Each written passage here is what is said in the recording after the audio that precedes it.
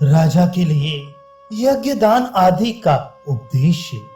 युधिष्ठिर ने पूछा, पितामह, दान और यज्ञ ये दोनों क्रियाएं इस लोक में फल देती हैं या परलोक में इनका महान फल प्राप्त होता है?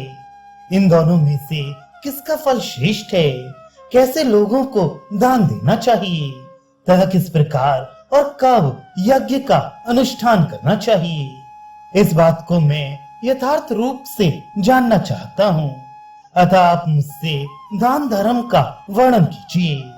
भीष्म जी ने कहा, बेटा, क्षत्रिय को सदा कठोर कर्म करने पड़ते हैं, अतः यज्ञ और दान ही उसे पवित्र करने वाले कर्म हैं।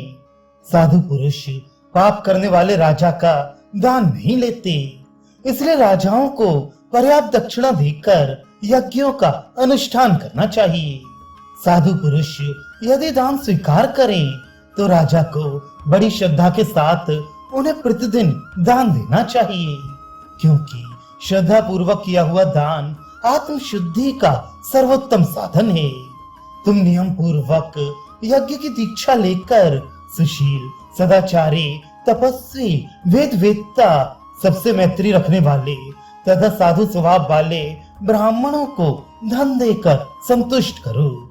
यदि वे तुम्हारा दान स्वीकार नहीं करेंगे तो तुम्हें पुण्य नहीं होगा, इसलिए दक्षिणा युक्त यज्ञों का अनुष्ठान करो और साधु ब्राह्मणों को स्वादिष्ट अन्न भोजन कराओ। याज्ञिक पुरुषों को दान करके ही तुम अपने को यज्ञ और दान के पुण्य का भागी समझ लो। यज्ञ करने वाले ब्राह्मणों का सदा सम्मान करो, इससे तुम्हें भी यज्ञ का आंशिक फल प्राप्त हो जाएगा। जो बहुतों का उपकार करने वाले बाल बच्चे वाले ब्राह्मणों का पालन पोषण करता है, वह उस शुभ कर्म के प्रभाव से प्रजापति के समान संतानवान होता है। परोपकारी संत पुरुष सदा उत्तम धर्मों का प्रसार और प्रचार करते रहते हैं। अपना सर्वस्व समर्पण करके भी ऐसे लोगों का पालन पोषण करना चाहिए। युधिष्ठिर, तुम समृद्ध हो, इसलिए ब्राह्मणों को गाय, बैल, अन्न, छाता, जूता और वस्त्र दान करते रहो।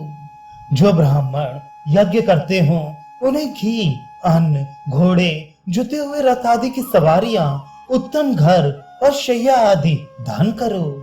ये दान सरलता से होने वाले और समृद्धि को बढ़ाने वाले हैं। जिन ब्राह्मणों का आचरण निंदित ना हो, वे यदि जीविका के बिना कष्ट पा रहे हो तो उनका पता लगाकर गुप्त या प्रकट रूप में जीविका का प्रबंध करके सदा उनका पालन करते रहना चाहिए। क्षत्रियों के लिए यह कार्य राजसूय और अश्वमेध यज्ञ से भी अधिक कल्याणकारी है। ऐसा करने से तुम सब पापों से मुक्त और पवित्र होकर स्वर्ग में जाओगे।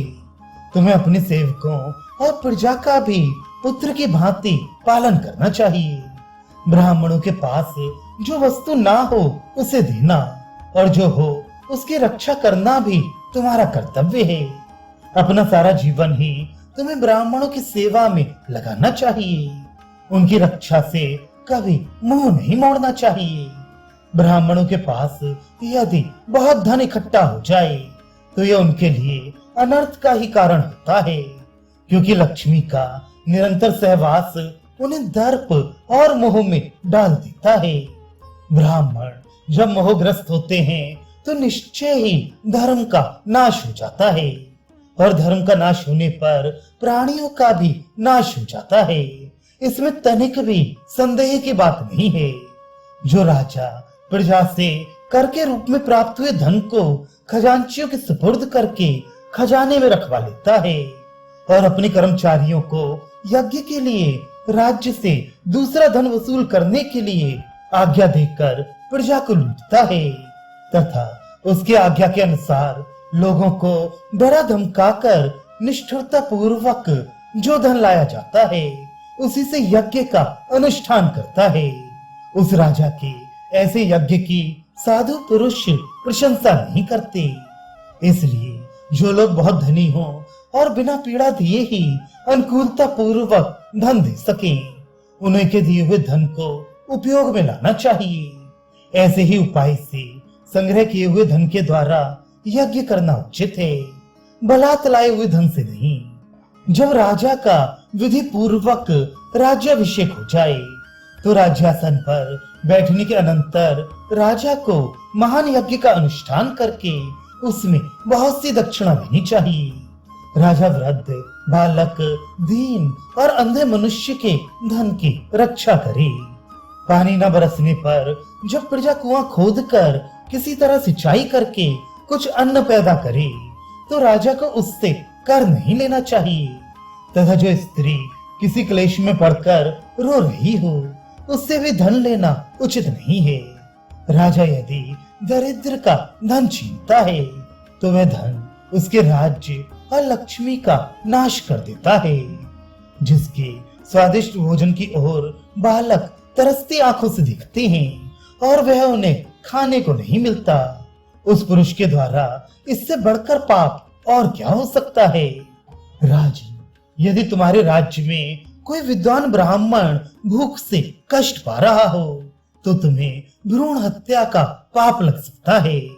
राजा शिवी ने कहा है कि जिसके राज्य में ब्राह्मण या कोई और मनुष्य क्षुधा से पीड़ित हो रहा हो उस राजा के जीवन को धिक्कार है। जिसके राज्य में स्नातक ब्राह्मण भूख का क्लेश उठा रहा हो उसके राज्य की उन्नति नहीं होती, साथ ही वे शत्रु राजाओं के हाथ में चला जाता है।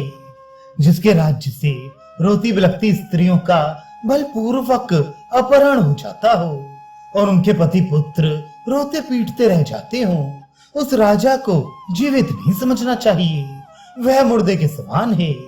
जो प्रजा की रक्षा नहीं करता, सिर्फ उसके धन को लूटता खसोटता रहता है, तथा जिसके पास कोई सुयोग्य मंत्री नहीं है वह निर्दयी राजा कलयुग के समान है। प्रजा को चाहिए कि ऐसे राजा को बांधकर मार डाले जो प्रजा से ये कहकर कि मैं तुम लोगों का रक्षक हूँ फिर उनकी रक्षा नहीं करता, वह पागल कुत्ते की तरह मार डालने की योग्य है। राजा से आरक्षित होकर प्रजा जो कुछ पाप करती है राजा को उसके चतुर्थांश का भागी होना पड़ता है।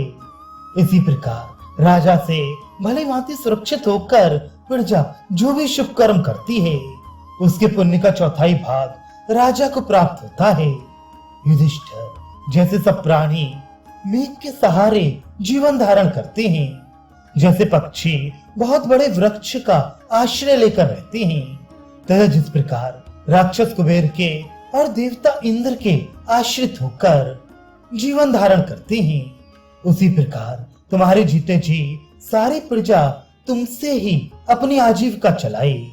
तुम्हारे सुहृद और भाई बंधु तुम पर ही अवलंबित होकर जीवन निर्वाह करें।